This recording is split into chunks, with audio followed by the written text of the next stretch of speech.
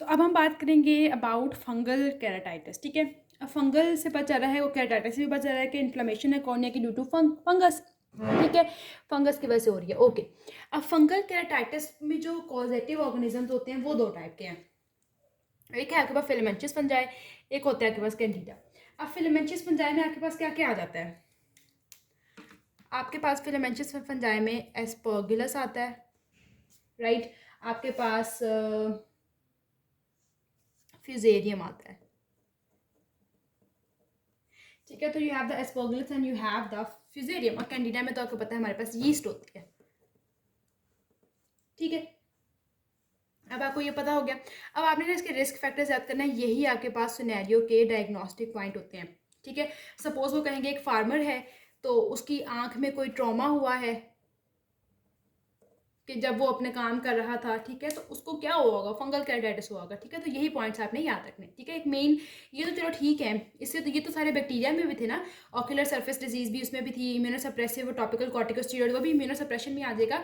तो ये जब चीज़ें आप लेते हो तो ये तो आपके पास बैक्टीरिया में भी यही रिस्क फैक्टर्स थे। इसमें जो एक अलग रिस्क फैक्टर जो आपको याद करना है वो है एग्रीकल्चरल मटीरियल। एग्रीकल्चरल मटीरियल अगर होगा तो डेफिनेटली वो फंगल केराटाइटिस में आएगा, ठीक है।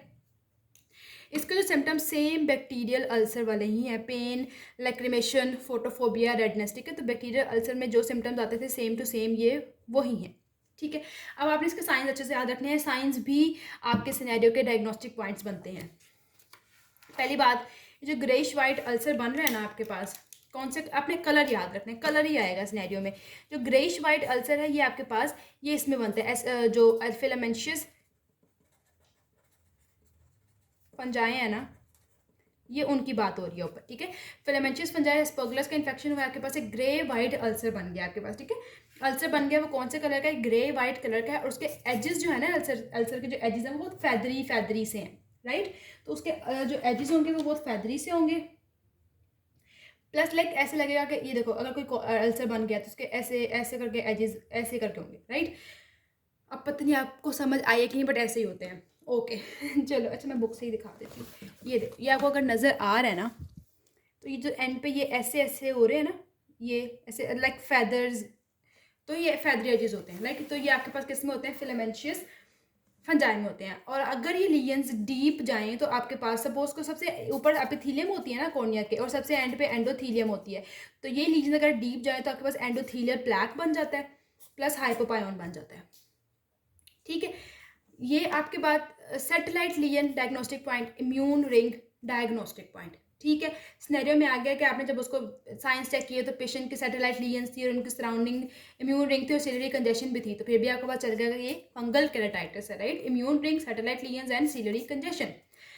ओके जी, अगर आपके पास कैंडिडा का इन्फेक्शन होगा, उसमें ग्रे वाइट था, फिलामेंटस में कैंडिडा में येलो वाइट इन्फिल्ट्रेशन होगी और डेंस सेपरेशन होती है, ठीक है। Yellow white and dense separation. आपने इसको कैसे आपने इसको डायग्नोस करना है? सबसे पहले जो अल्सर बना था उसको आपने क्या करोगे? स्क्रैप करोगे, उसकी स्क्रैपिंग करोगे। स्क्रैपिंग करने के बाद अब आपको नहीं पता कि ये एक बैक्टीरिया है या ये आपके पास फंगस है, तो इसलिए आप उसको ग्राम स्टेनिंग और जीनसा स्टेन भी करवाओगे, उसका पोटेशियम हाइड्रोक्साइड वाला भी करवाओगे, ठीक है। और मैथमाइन सिल्वर स्टेन,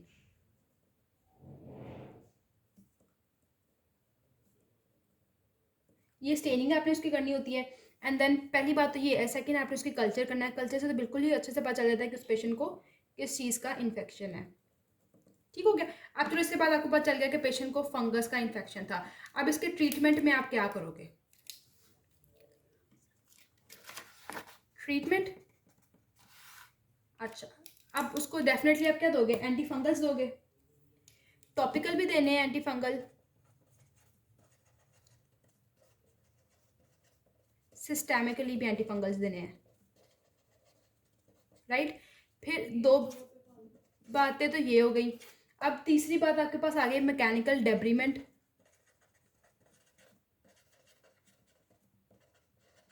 मैकेनिकल डेब्रीमेंट, चौथी चीज़ है आपके पास केराटो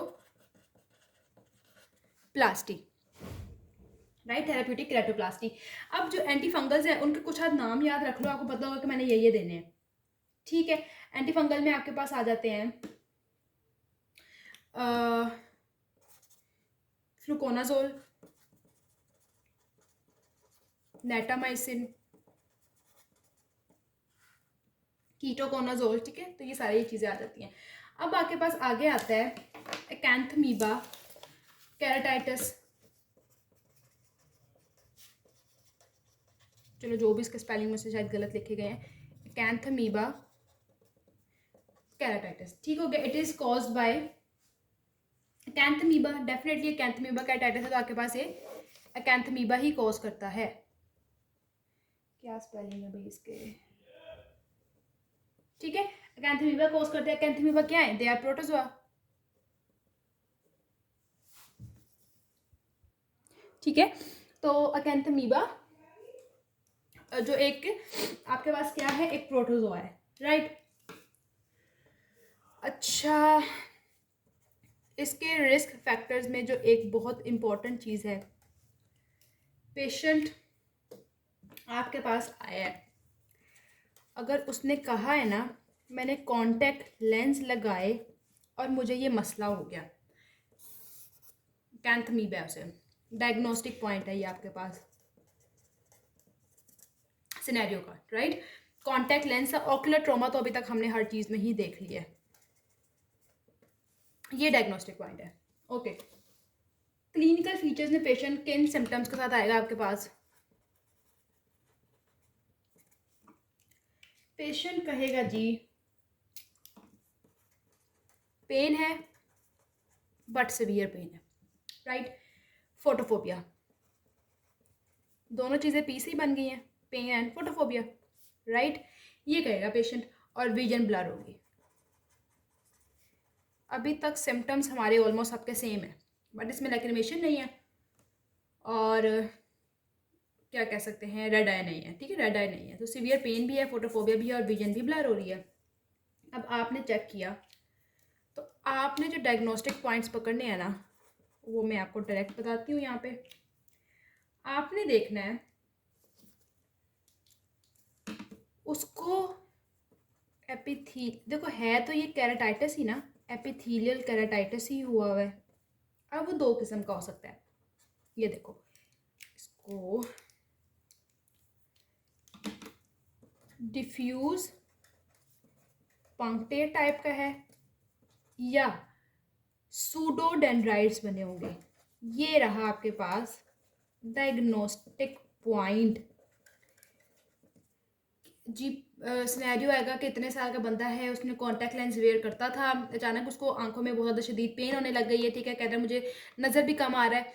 और जब आपने पेशेंट को एग्जामिन किया तो एग्जामिन करने के बाद आपको पता चला है कि पेशेंट को सूडोडेंड्राइट्स आपको नज़र आ रहे हैं, तो आपके फ़ौरन कान खड़े हो जाने चाहिए कि इस पेशेंट को कैंथमीबा केराटाइटिस हुआ है।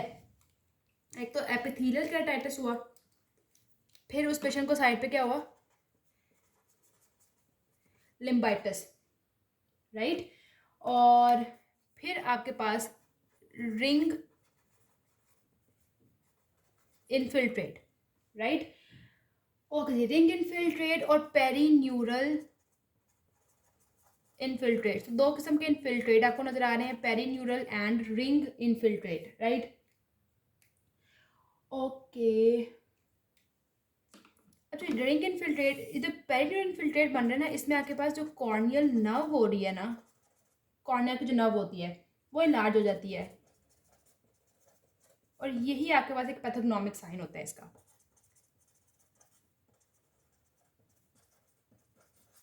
ठीक है।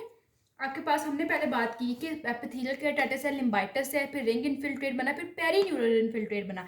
पेरीन्यूरल इनफिल्ट्रेट में क्या होता है, आपके पास सबसे पहले कॉर्निया की नर्व इनलार्ज हो गई है, नर्व, यही आपके पास एक पैथोग्नोमिक साइन है जो एक फिजिशियन ने देखने, ऑफ्थेमोलॉजिस्ट ने देखने कि पेशेंट को कॉर्नियल नर्व इनलार्ज है, उससे पता चल जाएगा इस पेशेंट को कैंथमीबा है। फिर वो हिस्ट्री की तरफ जाए, मतलब पता चल जाएगा उसको कि कॉन्टैक्ट लेंस वेयर था, तो उसको ये चीज़ हो गई है।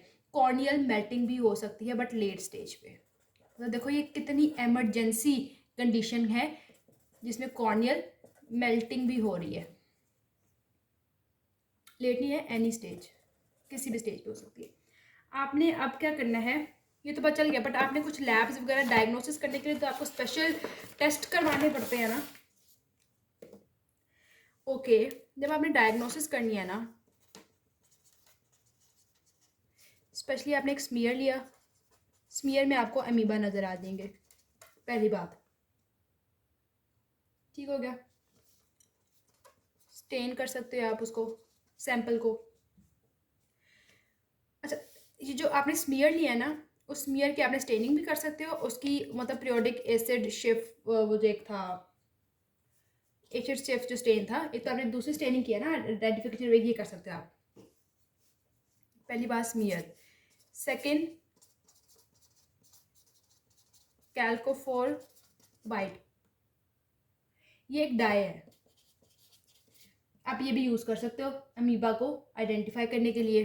कैल्कोफोर डाई कल्चर कर सकते हो ऑर्गेनिज्म को, मतलब आफ्टर स्क्रेपिंग किया उसको कल्चर कर लो या उसकी स्टेनिंग कर लो। ठीक है, कैल्कोफोर भी एक स्टेन आपके पास, डाई है। चौथी बात, आपने लैमिनल कॉर्नियल बायोप्सी करनी है। सबसे पहले आपने क्या करना है, पेशेंट का स्मीयर बनाना है, उसमें आपने स्टेनिंग करनी है, एमेबिक सिस्ट को आइडेंटिफाई कर पीरियोडिक एसिड शिफ्ट स्टेन, कैल्कोफोर वाइट कल्चर कर सकते हो, लैमिनर कॉर्नियल बायोप्सी कर सकते हो। ये आपके पास हो गया डायग्नोसिस। ट्रीट कैसे करोगे? जाहिर है एंटी अमेबिसाइड्स दोगे। ठीक है, पहली बात तो यह है कि उस ऑर्गेनिज्म को रिमूव करने के लिए तो आप डेब्रीमेंट करोगे ना उस एरिया का, साफ करोगे कॉर्निया को, फिर वहाँ पे साफ करने के बाद टॉपिकली वहाँ पे अमीबिसाइड्स लगा दोगे। ठीक है, अमीबिसाइड्स के अब एक तो का नाम याद रख लो, अमाइनोग्लाइकोसाइड, ठीक है, क्लोरहेक्सिडीन, ये दो नाम थोड़े आसान हैं, ये रख लो, अमाइनोग्लाइकोसाइड एंड क्लोरहेक्सिडीन। ये आपके पास पहले डेब्रीमेंट की एंड ये दे दिया आपने। थर्डली आपने केराटोप्लास्टी करनी है पेशेंट की, बस थेराप्यूटिक केराटोप्लास्टी। तो ये हो गया आपका कैंथमीबा।